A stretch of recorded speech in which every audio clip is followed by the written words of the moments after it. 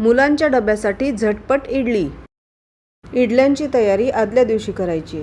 3 वाटी इडलीचा रवा स्वच्छ धुवून घ्यायचा आहे आणि त्याच्यामध्ये पाणी घालून 3 ते 4 तास आपल्याला भिजत ठेवायचा आहे। ज्या वाटीनी आपण इडलीचा रवा मोजून घेतलाय त्याच वाटीनी मोजून 1 वाटी उडदाची डाळ किंवा अख्खे उडीद घ्यायचे, अर्धी वाटी जाडे पोहे घ्यायचे, 1 छोटा चमचा मेथी दाणे घ्यायचे, हे पण स्वच्छ धुवून घ्यायचे आणि याच्यामध्ये पाणी घालून 4 ते 5 तास आपल्याला भिजत ठेवायचे। आणि उद्या लागणारी जी चटणी आहे त्याची चटणीची तयारी सुद्धा आपण आजच करून ठेवायची आहे। त्याच्यासाठी 2 हिरव्या मिरच्या, अर्धी वाटी शेंगदाणे, 1 वाटी ओला नारळ, 2 लसणीच्या पाकळ्या, 1 छोटा अद्रकचा तुकडा, 7-8 कढीपत्त्याची पानं, 1 मूठभर कोथिंबीर, 1 चमचा लिंबू रस, चवीनुसार मीठ, 1 छोटा चमचा जिरे आणि गरजेनुसार पाणी घालून ही चटणी आपल्याला मिक्सर मध्ये वाटून घ्यायची। वाटलेली चटणी बोल मध्ये काढायची आणि त्याच्यावर 2 चमचे तेल वापरून मोहरी, जिरे आणि हिंगाची फोडणी आपल्याला घालायची आहे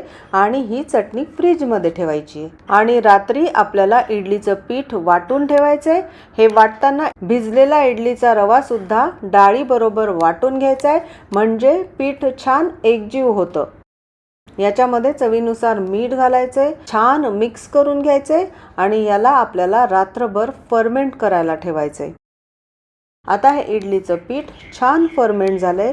याच्यामध्ये आपल्याला सोडा वगैरे घालायची अजिबात गरज नाहीये आणि हे पीठ छान फर्मेंट झाल्यामुळे इडल्यांना मस्त जाळी पडते। आता इडली पात्राला तेल लावून घ्यायचंय आणि ह्याच्यामध्ये आपल्याला इडलीचं पीठ घालायचंय आणि या इडल्या मुलांना आकर्षक कलरफुल दिसण्यासाठी आपण ह्याच्यावरती किसलेला गाजर, किसलेला बीट, बारीक चिरलेल्या भोंगी मिरचीचे तुकडे आणि बारीक चिरलेला पालक अशा भाज्या घालणार आहोत। याच्यामुळे इडल्या तर आकर्षक दिसतीलच आणि मुलांच्या पोटामध्ये भरपूर भाज्या सुद्धा जातील। आता इडल्या छान उकडून घ्यायच्या आहेत 10 मिनिटं आणि उकडल्यावर इडली प्लेट्स आपल्याला बाहेर काढून ठेवायच्या आहेत, थोड्याशा थंड करायच्या आहेत। थंड झाल्या की इडल्या पटापटा इडली पात्रातनं वेगळ्या होतात, निघतात। मस्त इडल्या तयार आहेत, नक्की करून बघा, तुमच्या मुलांना नक्की आवडतील। व्हिडिओ आवडल्यास लाईक करा, शेअर करा आणि चॅनलला सबस्क्राईब करा। थँक्यू।